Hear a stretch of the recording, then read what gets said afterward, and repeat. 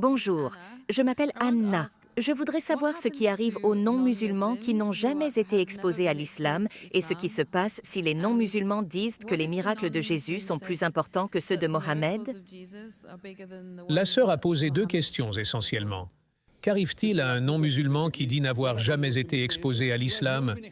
Et deuxièmement, si un non-musulman vient dire que les miracles de Issa Jésus, paix sur lui, sont plus grands, que lui arrive-t-il? Premier point, si un non-musulman vient me dire qu'il n'a pas été exposé à l'islam, aujourd'hui, dans le monde de la science et de la technologie, c'est difficile. Il y a 50 ans, c'était peut-être possible de poser cette question. Aujourd'hui, à l'ère de la science et de la technologie, les médias en particulier bombardent de fausses idées sur l'islam. Vous êtes exposé à l'islam, peut-être au mauvais islam, peut-être au pseudo-islam, que les musulmans sont des terroristes, que les musulmanes sont fondamentalistes, que l'islam est une religion de meurtre, qu'il dégrade les femmes, qu'il les soumet. Ils sont peut-être exposés à l'islam, mais au mauvais islam. Qu'arrive-t-il à un non-musulman qui n'est pas exposé aux bons enseignements de l'islam?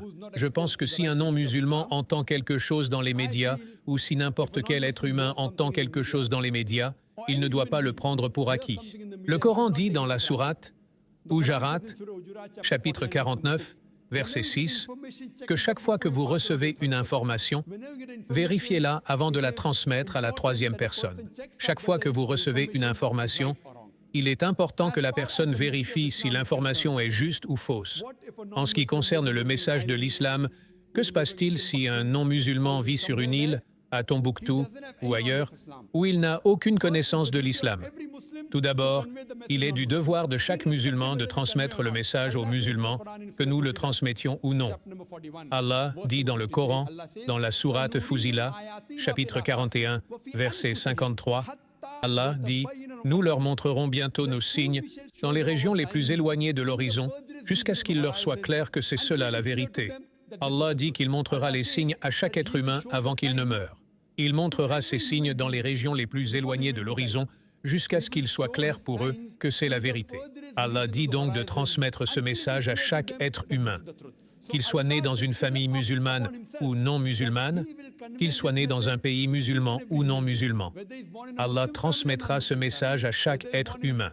C'est la raison pour laquelle, en 1950, des enquêtes ont été menées dans deux tribus. Ces deux tribus, les Kapoku et les aborigènes d'Australie, n'ont été en contact avec la civilisation moderne qu'en 1950. Lorsque les chercheurs sont partis à la recherche de leur mode de vie, ils ont constaté que ces gens croyaient que Dieu était unique, qu'il fallait l'adorer seul, et qu'ils croyaient en celui qui adorait ce Dieu. L'islam n'était rien d'autre qu'un nom. Ainsi, lorsque l'être humain ne subit aucune influence extérieure, il soumet sa volonté à Dieu. C'est la raison pour laquelle notre bien-aimé prophète Muhammad sallallahu alayhi wa sallam a dit « Chaque enfant naît dans la religion innée, il naît en tant que musulman. » Notre bien-aimé prophète sallallahu alayhi wa sallam a dit que chaque enfant naît musulman. Musulman signifie une personne qui soumet sa volonté à Dieu. Plus tard, cette personne peut être influencée par ses parents, par ses professeurs, par ses aînés. Elle peut commencer à adorer le feu, elle peut commencer à adorer les idoles, et elle peut alors dévier vers la mauvaise tribu. C'est pourquoi, lorsqu'un non-musulman accepte l'islam, le terme le plus approprié est celui de retour. Il était musulman, il est né musulman, il s'est converti à une mauvaise religion. Il revient à la foi originelle qu'est l'islam. Le mot juste est donc retour. Pour en venir à votre question, chaque enfant, si vous prenez 3 enfants, un né d'un chrétien, un né d'un juif, un né d'un hindou, isolez complètement ces 3 enfants de toute influence extérieure. Et lorsqu'ils grandissent et que vous essayez de savoir quel est leur mode de vie, ce ne sera rien d'autre que l'islam. Ce n'est qu'après avoir subi une influence extérieure qu'ils commencent à dévier, à adorer de mauvaises choses et à avoir de mauvaises idées. C'est scientifiquement prouvé. Alors tout au plus, ma sœur, en ce qui concerne votre deuxième question, que se passe-t-il si quelqu'un ne connaît pas l'islam et pense que Jésus-Christ a fait des miracles? Je suis d'accord pour dire que Jésus-Christ a fait des miracles. Mais ma sœur, le miracle n'est pas le test. Si vous croyez en Jésus-Christ, paix sur lui. Si vous lisez la Bible, Jésus-Christ, paix sur lui, dit dans l'Évangile de Matthieu, chapitre 24, verset 24, qu'il s'élèvera beaucoup de faux Christ et de faux prophètes qui feront des prodiges et des miracles et qui, s'il est possible, séduiront les élus. Jésus-Christ, que la paix soit sur lui, dit que le miracle n'est pas le critère. Il s'élèvera beaucoup de faux Christ et de faux prophètes qui feront des prodiges et des miracles et qui, s'il est possible, séduiront les élus. Cela signifie que Jésus-Christ, paix sur lui, dit que le miracle n'est pas le critère. Le miracle ne fait pas d'une personne un Dieu. Le miracle ne fait pas d'une personne un être supérieur, car tous les miracles accomplis par les prophètes l'ont été par le Dieu Tout-Puissant lui-même. Tous les miracles accomplis par Moïse, la séparation de la mer, lorsqu'il a lancé le bâton qui s'est transformé en serpent. Tous les miracles que Jésus, paix sur lui, a faits venaient de Dieu Tout-Puissant. Même chose pour le prophète Mohammed, que la paix et le salut soient sur lui. La fente de la lune a été faite par le Dieu Tout-Puissant. Je vous dirais que l'islam est la seule religion non chrétienne qui fait de la croyance en Jésus-Christ, que la paix soit avec lui. Un article de foi. Aucun musulman n'est musulman s'il ne croit pas en Jésus-Christ, que la paix soit avec lui.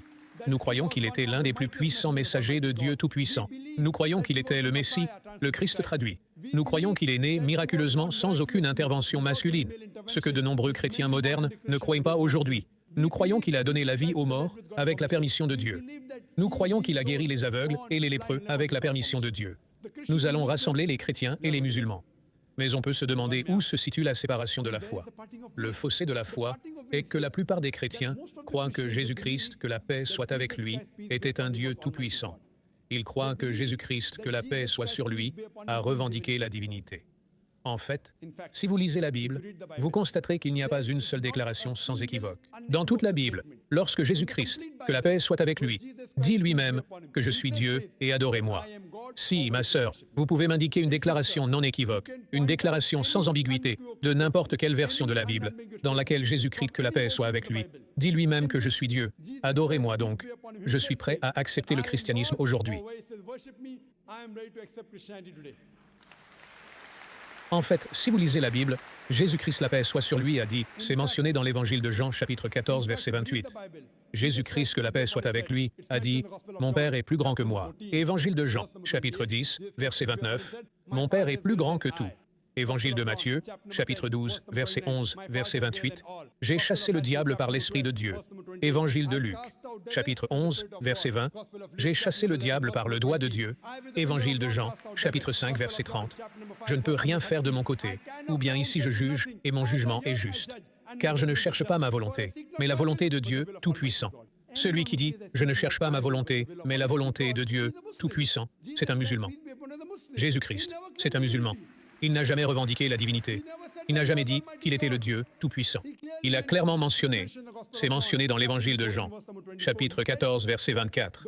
Il a dit que les paroles que vous entendez ne sont pas les miennes, mais celles de mon Père qui m'a envoyé. Il est mentionné dans l'Évangile de Jean, chapitre 17, verset 3. « Ceci est la vie éternelle, afin que vous sachiez qu'il n'y a qu'un seul Dieu et Jésus-Christ que j'ai envoyé. » Il est clairement mentionné que Jésus-Christ était un messager. Il est mentionné dans l'Évangile de Matthieu, chapitre 19, verset numéro 16 à 18, qu'une personne s'approche de Jésus-Christ, paix sur lui, et lui demande « Ce bon maître, quelle bonne chose dois-je faire pour entrer dans la vie éternelle ?» Alors Jésus-Christ, paix sur lui, dit « Pourquoi m'appelles-tu bon? Pourquoi m'appelles-tu bon Dieu? Mais il n'y a qu'un seul bon, et c'est le Père qui est aux cieux. Et si tu veux entrer dans la vie éternelle, tu gardes les commandements. » Jésus-Christ n'a pas dit que si tu veux entrer dans la vie éternelle, si tu veux aller au paradis, crois que je suis Dieu. Il n'a pas dit que tu crois que je suis mort sur la croix pour tes péchés.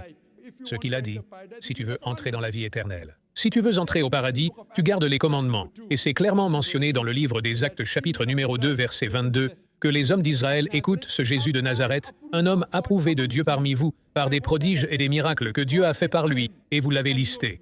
Qu'est-ce que ça dit, Jésus de Nazareth, un homme approuvé de Dieu parmi vous, par des prodiges et des miracles et des signes que Dieu a fait par lui, et vous l'avez listé en ce qui concerne une question de miracle? Que dit la Bible, livre des Actes, chapitre numéro 2, verset 22, « Un homme approuvé par Dieu parmi vous par des prodiges, des miracles et des signes que Dieu a fait par lui, et vous avez la liste. » Donc tout le crédit va à Dieu Tout-Puissant, et Jésus-Christ était un homme. Tous les miracles ont été faits par Dieu Tout-Puissant. Donc tous les miracles, tous les messagers ont fait ce qui a été fait par Dieu Tout-Puissant. Ils sont venus pour témoigner. Il y avait un seul Dieu, mais Jésus-Christ a également dit dans l'Évangile de Jean chapitre 16, verset 14, que j'ai beaucoup de choses à vous dire, mais vous ne pouvez pas les supporter maintenant, car quand l'Esprit de vérité viendra, il vous guidera vers toute la vérité. Il ne parlera pas de lui-même, tout ce qu'il dira ici, il me glorifiera. Cette prophétie n'est prophétisée par personne d'autre que le dernier et ultime messager, prophète Mohammed, que la paix et le salut soient sur lui. Donc, si vous êtes un vrai chrétien, vous devez croire au dernier et ultime messager, le prophète Mohammed, que la paix et le salut soient sur lui. J'espère avoir répondu à la question.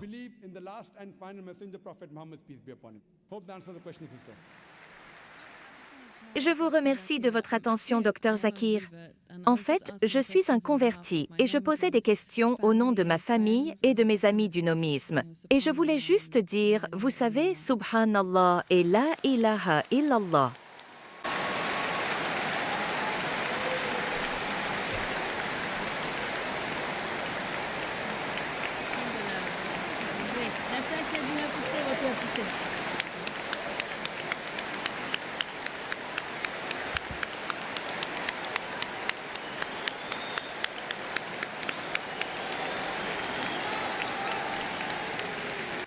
Bienvenue dans la religion de la paix, ma sœur.